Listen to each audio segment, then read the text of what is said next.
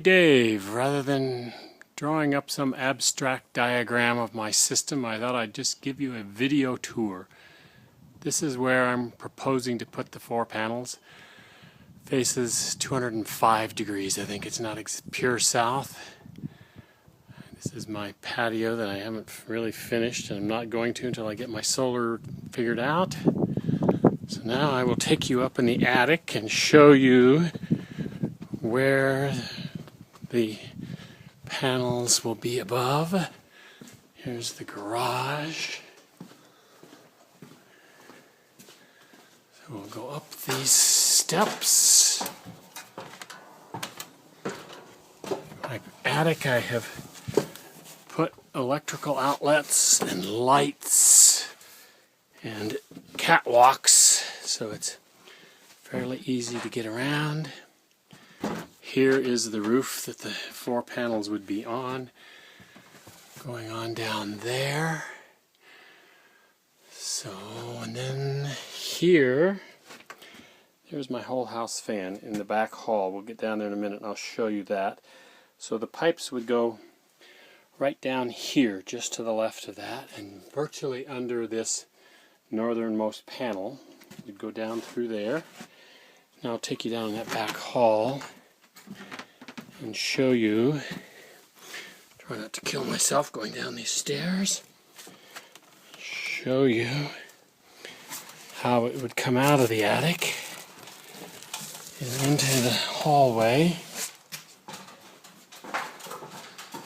So here is my back hall. There's that whole house fan that was in the attic. This is just to the south of it, so I've saved this little niche here for solar. And I've got this 20-gallon electric water heater that I'm thinking we would put right up here against the ceiling. And so our water we would fill right below that ceiling. So we're not going to have much pumping necessity, I wouldn't think. We're only going to be pumping up, what, 10 feet at the most, maybe 15.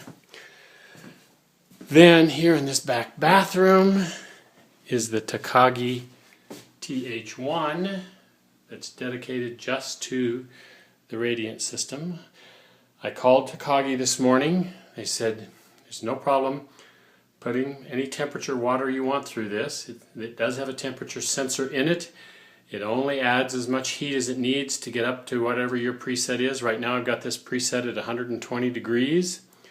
So he says if you got 150 degree water going through it, it just doesn't come on. He says you're wear your heater out a little faster if you're running water through it all the time, but he says it will function perfectly.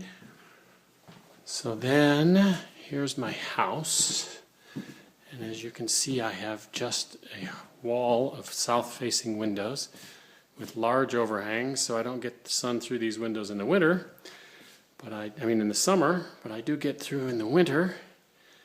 So on a sunny day, I need no heat at all. My radiant goes off at 8 a.m., just as the sun is coming up. And it's set at 68. And you can see it's 1 o'clock, and the temperature has already risen to 72. If the sun stays out, that'll be 75 or 76, or sometimes even 77 by the time the sun goes down. That is well, they claim it's a 95% efficient fireplace. I'm not totally sure of that, but it does put out a lot of heat. So that's our supplementary heat source. On a really cold day, I tend to run that instead of the radiant. I'm not sure it's efficient, but we like the heat. Even here on my north-facing office, you can see it's 70 degrees in here. And that will get even warmer without any sun, just collecting this. Back in the bedroom, it's the same thing. We've got lots of south-facing windows to collect the heat, and even here the temperature says 70 degrees. The coldest room in the house is this northwest bathroom, and I can't keep this warm no matter what I do unless you have some magic solution. But even it was 67 when I got up this morning, and it's warmed up to 68 with no direct sun anyway. So then to go down to the furnace room and the storage tank, This here is my sunroom. It is totally unheated. It is, the temperature right now is, let's see if we can see this. You can see it's 81 degrees right now. By sundown, it'll be in the high 90s in here. There are 4 little 25-watt fans that will kick on here in a little while and move this hot air into 4 different rooms in the house. Then, and there's also south-facing windows down here in this lower level. This is a storeroom. Here is the furnace room. The Takagi is directly above us there. There's the cup, there's the air scrubber, there's the hot and the cold pipes coming down, going across the room. You can see there's the main pump. The guy I used to install, yeah, at least I'm told you should never install a pump vertically with a out discharge going down. I guess he didn't know that rule. And then he decided I needed 2 more pumps, so he put another pump there and another pump there, and I virtually don't use those pumps. I can pretty much run this whole house. Here's the distribution upstairs, there's the distribution downstairs. I really only need that 1 pump, although that's not quite true. I think I only get, you can't really see this very well, but I get less than 2 gallons a minute water flow maximum coming through this, which amazes me that I can heat my house with 120 degree water just at 2 gallons per minute, but it seems to have worked for 3 years now.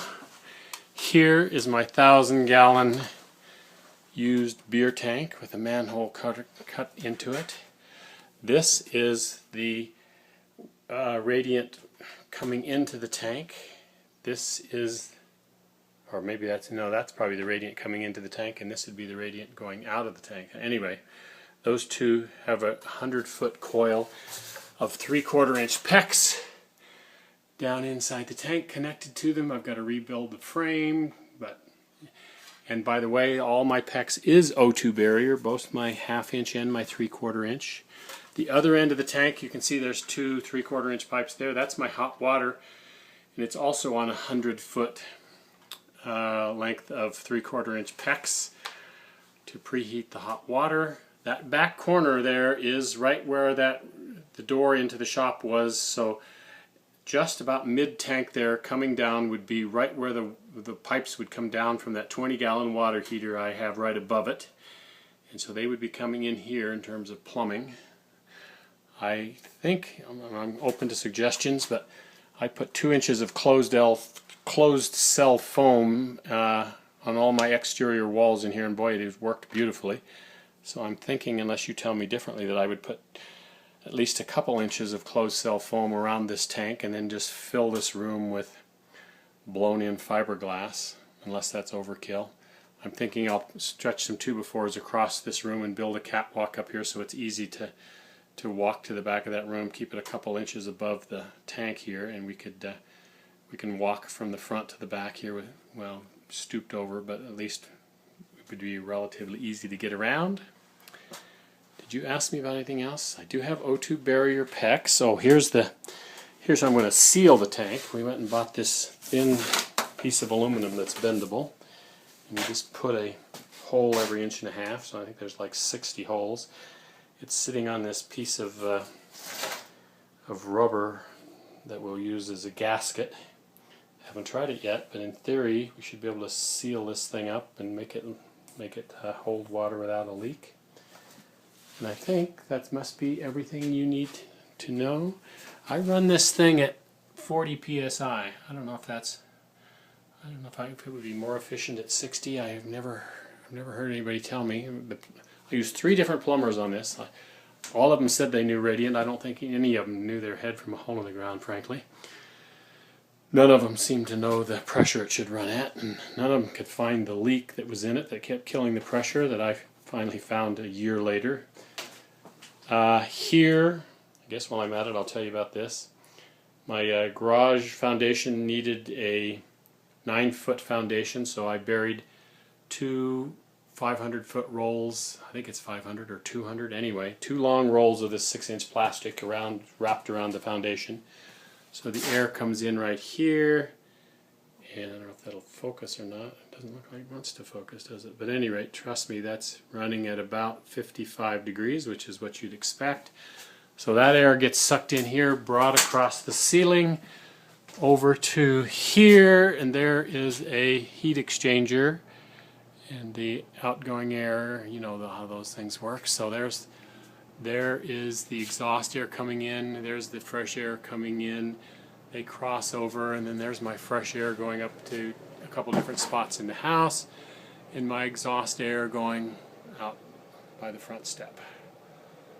So I think that's everything you need to know. If you have questions, give me a call. Hopefully I can get this email to you without any hassles. Bye.